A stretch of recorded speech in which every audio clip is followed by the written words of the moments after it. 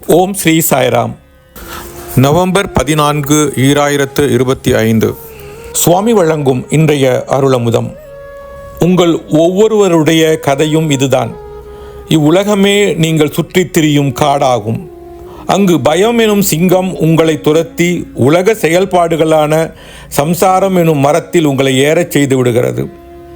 இந்த சம்சாரம் எனும் மரத்தின் மீதோ கவலை எனும் கரடி உங்களை பயமுறுத்தி உங்களை பின்தொடர்கிறது. எனவே பயத்தால் அதனிடமிருந்து நீங்கள் தப்பிக்க முயலும் போது பற்றுதல்கள், பந்தப்படுத்தும் செயல்கள் எனும் பாழும் கிணற்றில் தவறி விழுகிறீர்கள்.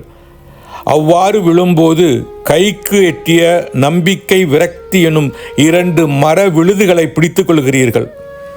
அந்த விழுதுகளை இரவு பகல் எனும் 2 எலிகள் மாறி மாறி அரித்து உங்கள் ஆயுட்காலத்தை குறைத்து கொண்டிருக்கின்றன.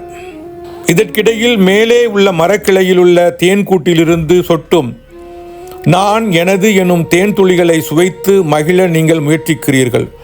இறுதியில் அந்த துளிகள் அற்பமானவை, கைக்கு எட்டாதவை என்பதை உணர்ந்து அனைத்தையும் துறந்துவிட வேண்டும் என்ற ஆற்றாமையால் குருவை கூக்குரலிட்டு அழைக்கிறீர்கள்.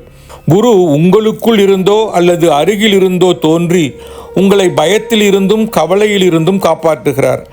நீங்கள் முழு மனதுடன் கூப்பிடும்போது நிச்சயமாக உதவி கிடைக்கும். கீழான ஆசைகள் அனைத்தையும் விடுத்து இதயம் நெகிழ்ந்து அலையுங்கள். தெய்வீக அருளுரை, நவம்பர் 24, 1965. பிரார்த்தனை என்பது உணர்வுகளின் ஆழத்தில் இருந்து வர வேண்டும்.